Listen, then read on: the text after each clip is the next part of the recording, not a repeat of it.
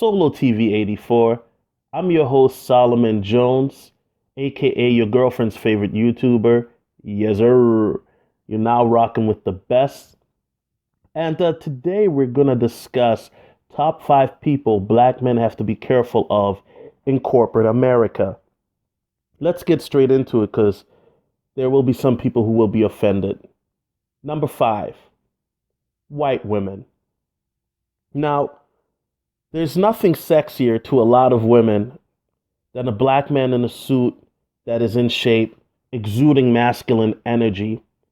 One thing you'll notice is the further you climb up the further you climb up the corporate ladder, the more attractive you will become to women. Not just white women, but just women in general. But you'll notice that there'll be white women that'll come around your desk who will be very flirtatious. They'll bend over you just to make sure that you can see what they're working with. And when you start to experience these things, you will get an itch in your loins and you'll be tempted to act. I'm telling you, brother, do not act. See, one of the smartest pieces of advice that I've received from a wise man was never dip your pen in company ink. The further you go up, the more attractive you become to a white woman. And you know what? The last thing you want to do is lose your job because you decided to put your pecker in abroad, and then it ended up, in a drama type situation. Now, another thing with white women is a lot of white women are entitled, and they will try to sabotage you at your job if they want your position, or they feel that you are overstepping your bounds in terms of being an authority figure at your job place. This is something that, you may deal with a lot of blowback and a lot of feminist attitude. You'll also, in some occasions, not all, once again, but in some occasions, you might even experience racism. Some of it might be blatantly obvious and some of it might be subtle. One of the experiences I have with the racism was that back when I was a younger guy, I worked an entry-level job at this company, and I was cool with this white girl named Cece. Now, Cece was, everybody liked her because she was the hot chick in the office, and me and Cece, we became close. I mean, she even helped me once go shopping to pick out an outfit, but, nothing ever transpired because she had a boyfriend. And you know what? Maybe we did take the relationship a little bit too far because, this girl, Cece, would send me flirtatious pictures of her. And one time she even sent me a picture of her booty, which I really wasn't impressed with because the shit was flatter than pancakes. But that's neither here or there. But long story short, Cece asked me to send her a picture of my, my bunker buster, and I refused. And so, me and Cece, we became cool. And then one day we got into an argument in the lunchroom. I don't know what the argument was about, but Cece had let the N-word slip and called me a nigger. So what I did, I didn't call her a white bitch or nothing like that. I went straight to HR and reported her. And after that, Cece and my relationship became severed, and she blamed me for it. So be careful when dealing with white women. Keep it professional, because you'll be more attractive the further you go up. Number 4, black men. I really hate to put brothers on blast, but we have to talk about this. Black men are some of the most bitch-made men in corporate America because these brothers will gossip about you. Brothers will gossip about you because of jealousy, because they don't want to see you get ahead. They will gossip about you because they want to be the alpha male in the workplace. They want to be that guy who looks cool. They want to be the guy that is looked at that dude by the women. So black men will gossip about you and do a bunch of female type bitch assness type behavior. Now I remember this story, and I've told it before, but there was this one brother at my last company. He would never say hi to me unless I said hi to him first. He would never really talk to me, and when he did talk to me, he would talk down upon me.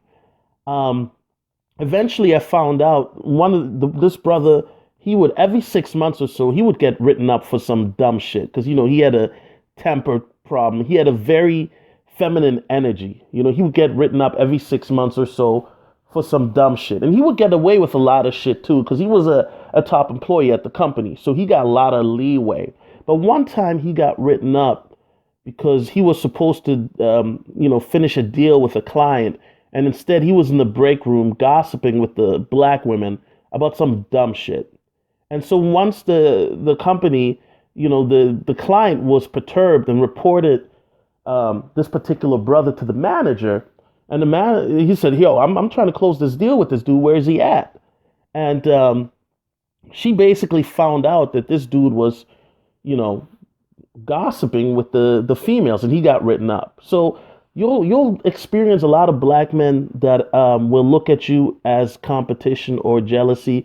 I've had black men who um, thought that I was competition for women that I wasn't even competing with.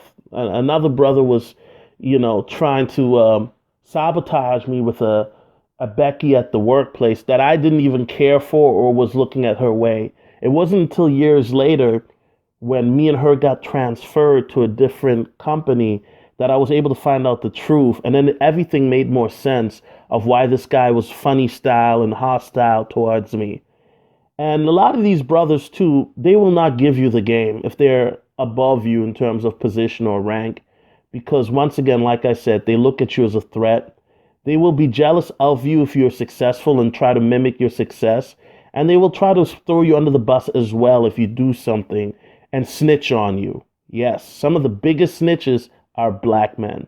So you got to be careful. You got to vet these brothers that you're dealing with at the workplace to make sure that you are dealing with a cool brother. Number 3, black women. Black women will gossip about you. And basically, if black women like you, if you're a select man, black women will flirt shamelessly with you, and they will basically accost you and try to get you to smash. I mean, if you are that dude. Now, if you are a good brother or you're not, they don't consider you select, black women will look down upon you. They will, they really will, they will try to have a certain attitude with you if you're not the type of brother that they find attractive. And I've seen this. I mean, black women harassing a good brother or, not a good brother, but harassing a man that they find attractive and then disregarding a good brother. For example, I've told this story a lot and I'll continue to tell it. Several years ago, I got hired on this company, and one of the things that they did is if you were a new hire, they would take you out to lunch. Now, one of the black women on my particular team that I was working with, her name was Kiki. And Kiki was sort of the leader of the team.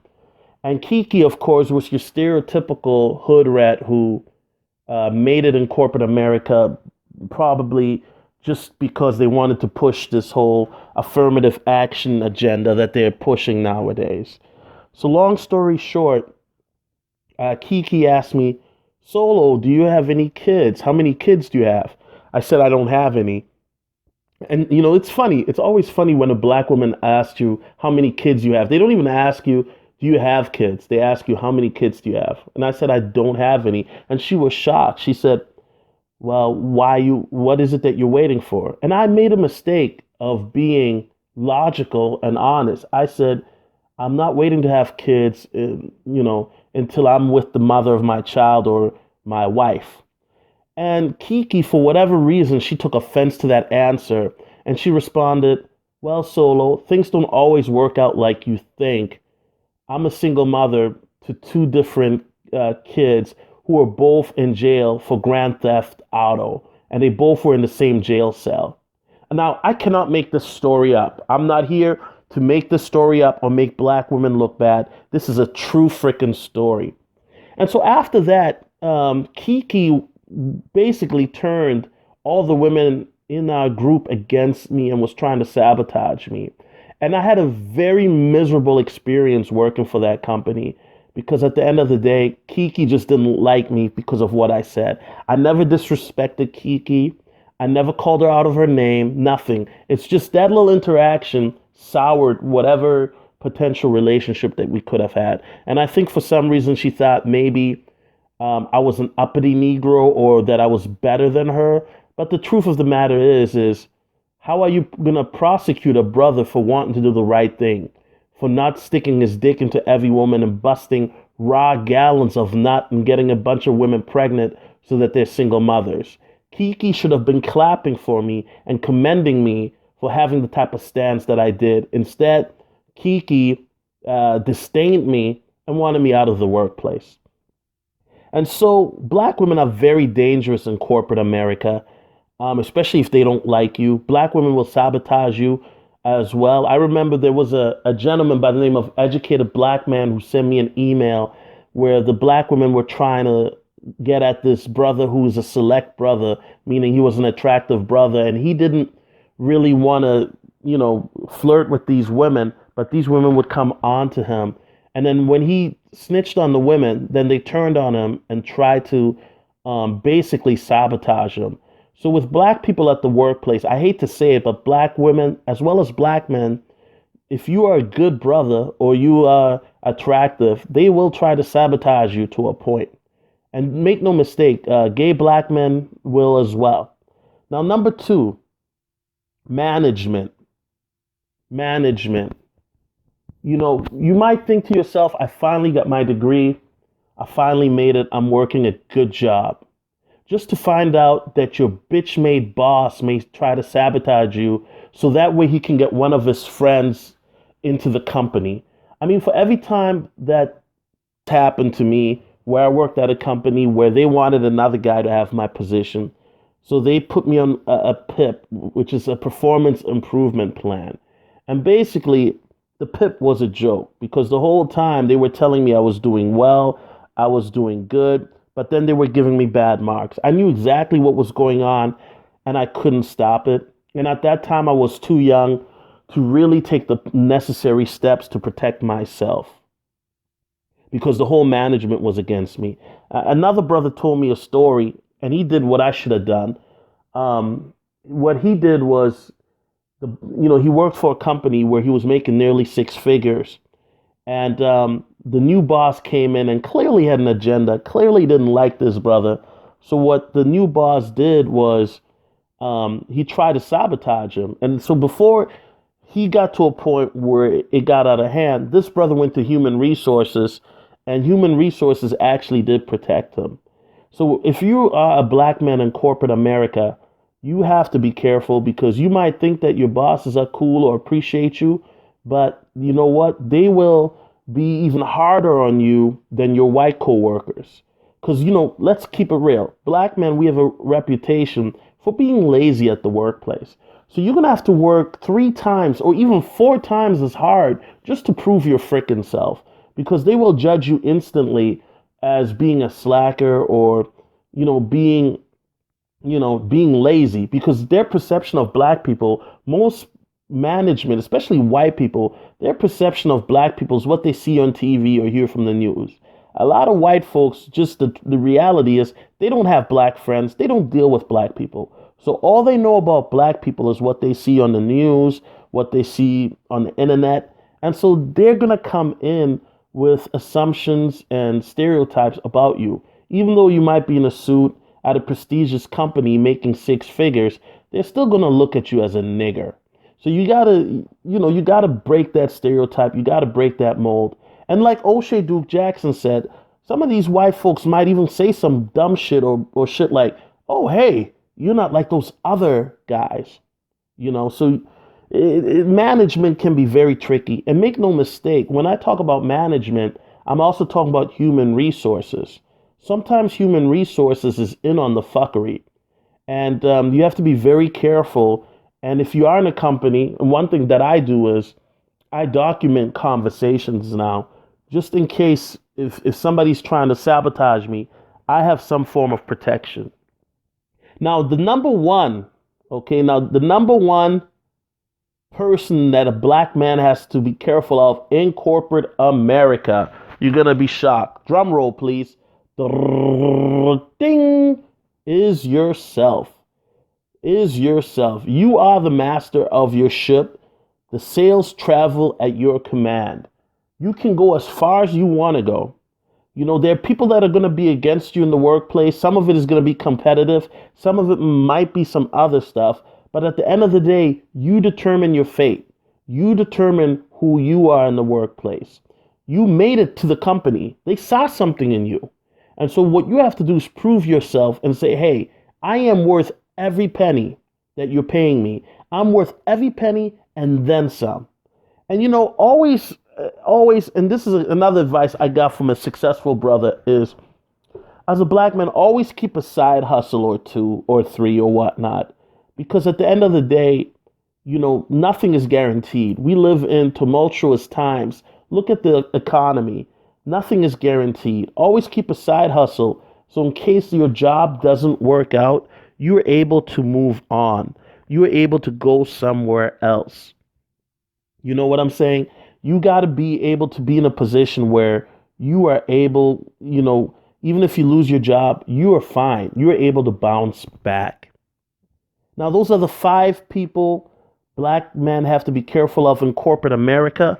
My name is Solomon Jones. If you want to see an exclusive look behind the scenes, please follow me on Instagram at SoloTV84. Also follow me on Twitter at SoloTV84. And Snapchat, if you want to see pretty girls, at SoloTV84. Also, if you want to donate, I have a GoFundMe.com/SoloTV. It's because of the GoFundMe I'm able to get this new microphone that I'm speaking on. And to people that have questions, you can email me at solotv84@gmail.com. I answer questions for free. The only questions I don't answer for free are if you want to do a special consultation session, a Google Hangout. I do charge for that. And also, if you have questions about Minneapolis or Minnesota, I do charge questions for that because that's a specialty area that I'm, well known for. And if you want to see my free Minneapolis or Minnesota videos, they are for free. But because of the demand that I get on brothers asking me questions about Minneapolis, I will be charging brothers now. I've got this one brother who keeps asking me questions for 2 years. It's like, dude, come on. You're not even donating, and I can't hold your hand. You know what I'm saying? So if you guys, brothers, are serious, please donate. I do appreciate that. My name is Solomon Jones, and I'm out.